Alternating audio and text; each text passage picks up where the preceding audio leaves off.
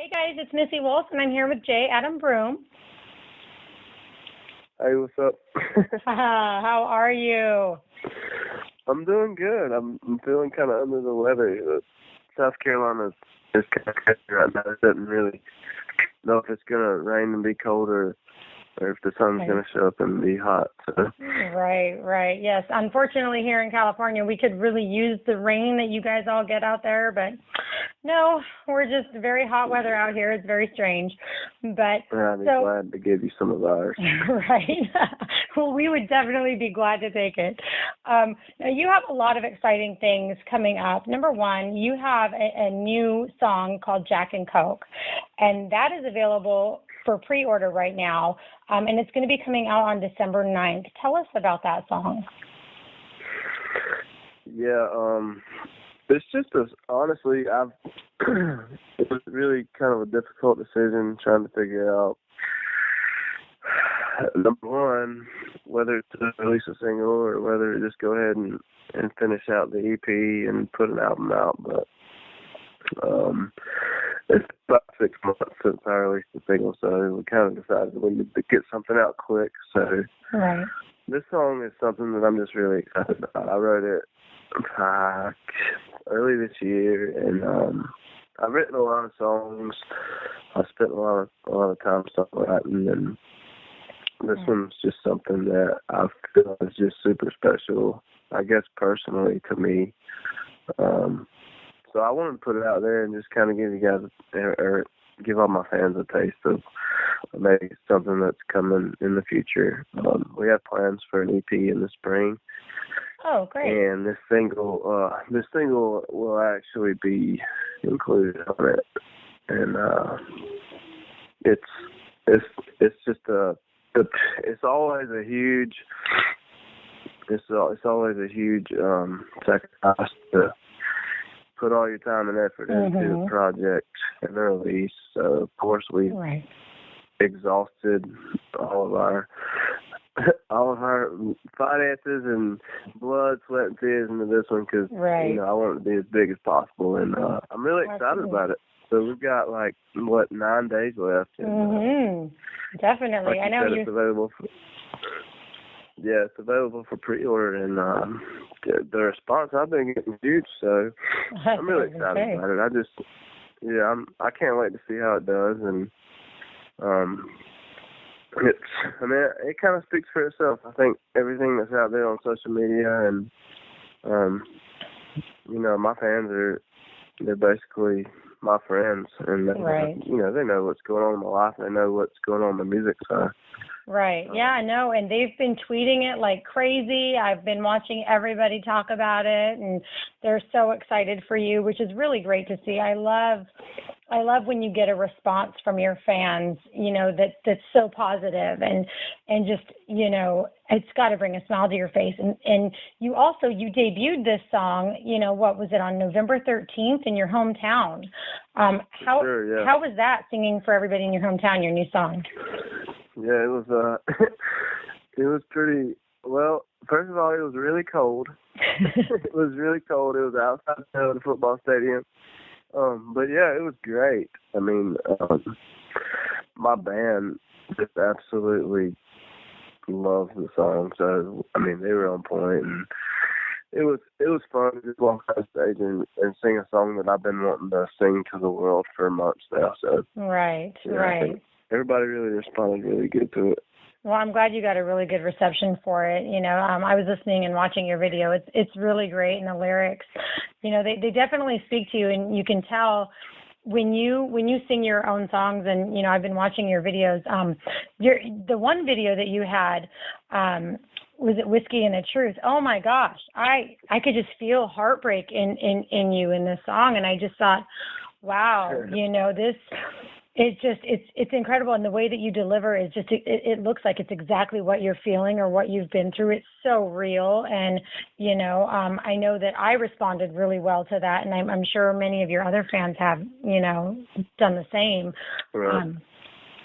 So that's the one thing about country music is it may not always be it may not always be pretty, but it's real, and with that release, it was just like any other release. I mean, I don't feel like I put as much into that one as I did this one, but Right. as far as emotionally, I completely did. And on the set of even on the set of the video shoot, I basically broke down in tears in one of the scenes. And my mom was there. My mom was actually there, and the producer looked at my mom and he said, "Your son's such a great actor." And she looked at him and she said, "He's not acting."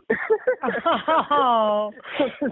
And but that song was really close to me too, and the timing of that one was huge, and it was crucial. So I feel like, you know, if you're gonna know anything about me, all you really have to do is look into my music, and that's the way I try to keep it. So.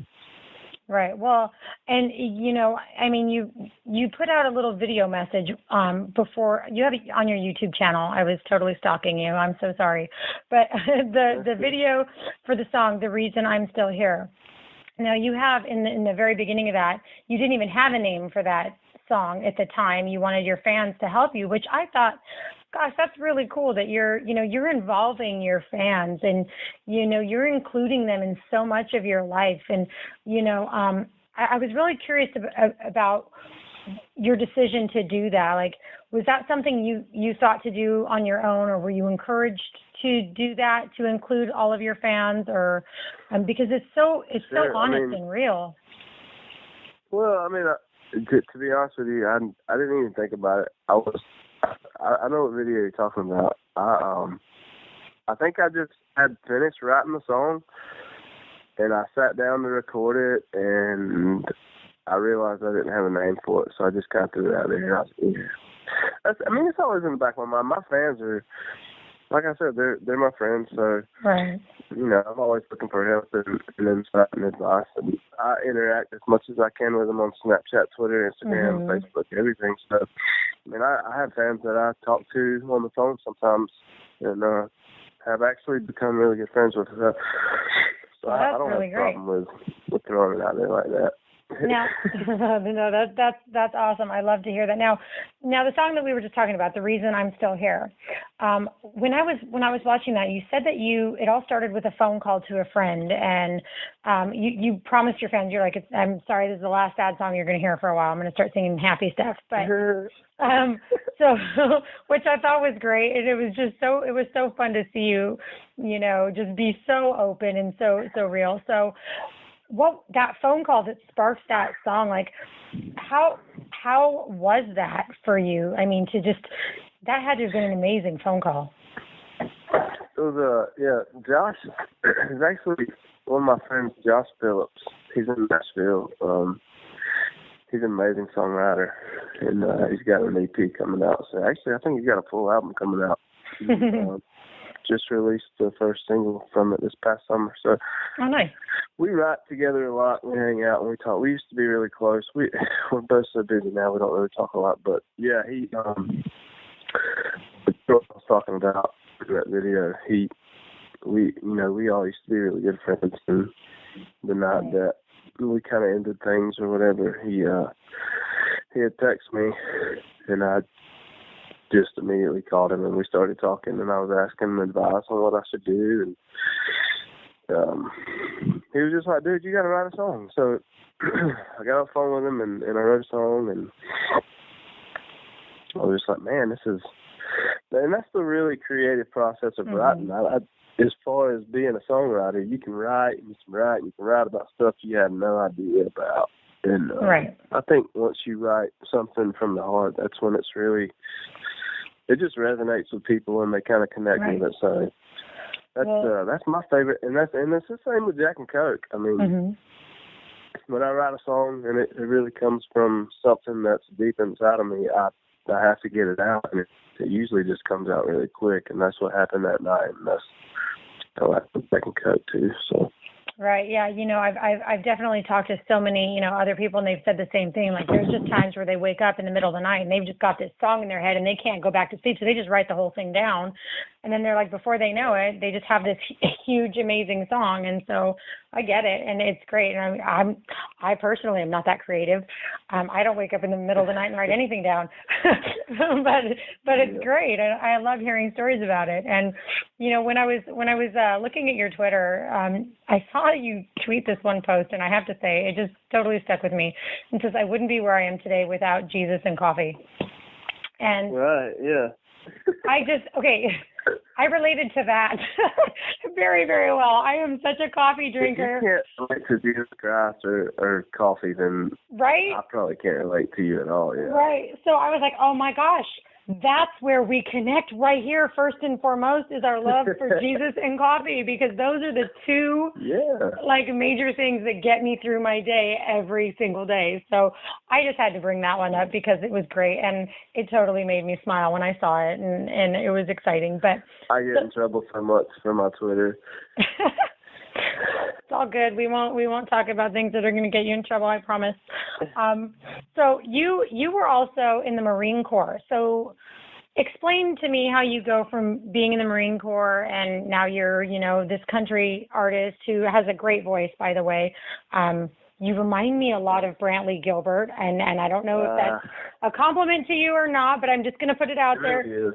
Okay, because there's some like times during your songs I'm like, oh my gosh, that sounds so much like Brantley. But you really are just incredible on your own. I'm not comparing you too much. I hope you know that. But it reminded me. Yeah. There's really no correlation between the Marine Corps and music. It's just when I transitioned out of that phase of my life, I kind of transitioned into this one, and music's always been a part of me ever since I was a little boy. I mean, I grew up singing in church, in Southern Baptist, Bible Belt, South Carolina, upstate church, of course, just like half the people that graduate into country music, I feel. Right. But I picked up a guitar when I was young, and I learned some songs and learned some chords, and it's just something I played around with for a long time, and didn't really take it serious. I guess eventually people started telling me that I was decent, and as a vocalist, I'll tell anybody, I won't count myself in as a great vocalist, but as far as, picking up a guitar and being creative and turning it into an art, I mean, I love it. I love songwriting, and it's something that I've kind of taken pride in. So I started playing a little bit around, my hometown and stuff, and it just kind of, I've said this in interviews before, it just kind of happened. I mean, I didn't really plan on it really turning into this, but it did. And so I love it. I love having a band. I love playing shows, and I love sitting on my couch and picking around with my acoustic guitar and writing songs. I mean, I just love music. So, it doesn't really matter what happens. If it turns into a career that's huge, or if it just turns into a hobby that makes me happy for the rest of my life, I'm good either way. So, it's music. That's great. And, I like hearing that too, only because, we all know that the music industry can be really tough on some people. And, so for you to have that positive outlook, like, I just love music, whether it takes me here or it takes me there, as long as I have music, you're happy. And I think that's such a great attitude, So, well, hopefully, it's going to take you further, because I know that your fans definitely want to hear more, and you really are very good. So, I think that this song, Jack and Coke, I think it's going to do really well for you. It seems like it already has. People are so excited about it, and we're going to continue to promote it for you as well. And there's one other thing I wanted to ask you about. The microphone tattoo that you have. That is the coolest thing ever. I saw it and I was like, wow, it looks so awesome. I love tattoos. So what prompted you to get the microphone versus, a lot of people get guitars and, music notes or whatever. What prompted you to get that? I'll tell you, to be honest with you, it was not my idea at all.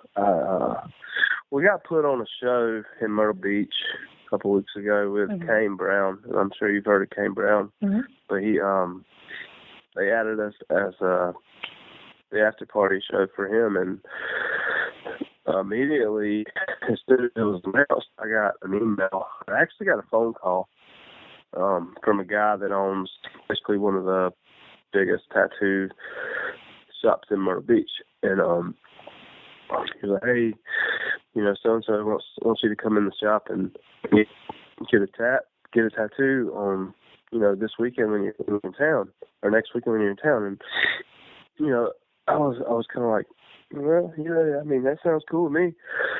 I'm always down for whatever. So right. He said, "What do you want to get?" And I said, "I don't know. I really don't know. I'm thinking about, getting some pieces done and working on my sleeve on my right arm." And he was like, "Well, just think about it. Let me know and come in on Saturday." Well, the guy that called me, his name's Taylor Burt. He's from Myrtle Manor, if you've ever heard of the TV show Myrtle Manor. And okay. He owns the shop. And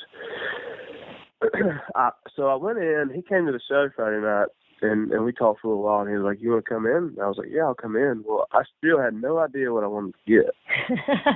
So I go into, and granted, this is not the first time I've walked into a tattoo shop with no idea what I wanted, because I have several times. One time I was just really drunk and made a huge mistake. But anyway, I walked in, and the guy, he brought the guy out, and he was like, "Hey, this is Jay Adam Broome." And the guy introduced himself, and turns out he's one of the best artists in Myrtle Beach.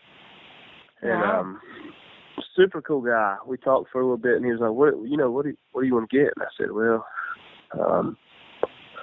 I don't know." And he looked at me. He was like, "Well, you like to sing, right?" And I said, "Yeah, but I want to get something relevant to work into my sleeve." And he was like, "I got something for you." And he went back into his little art booth, and he came back, and he had this super vintage microphone drawn up. And I said, "Man, that's perfect."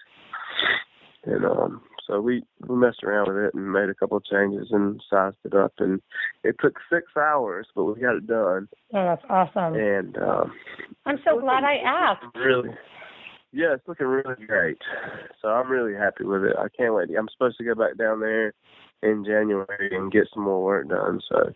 Oh, that's awesome. Well, you'll have to definitely post pics on Twitter for that, as well, and that way everybody can see. I absolutely love it. When I saw it, I thought, okay, there's got to be a story behind this one. I was just like, there's no way he just got a vintage microphone. There has to be a story behind this. So I'm so glad I asked. But a lot of people have compared it to Kane Brown's. He's got one on his hand, and I think people think I'm copying him, which is fine, but I think I've gotten tweets about it. That's the same tattoo Kane's got. I'm like, well, I mean, I like Kane too. Right. Yeah, but no, that's awesome. That's awesome. It looks good, and I can't wait to see it when it's all done and you have all the rest of your work done. And thank you. I'm sure it's going to just be amazing. So, but wow, well, thank you so much for taking the time to talk with me and for being so amazing to your fans. Thank you. I love seeing the response that they give you and that you respond to them. I love it. I think it's so refreshing to see when artists take the time.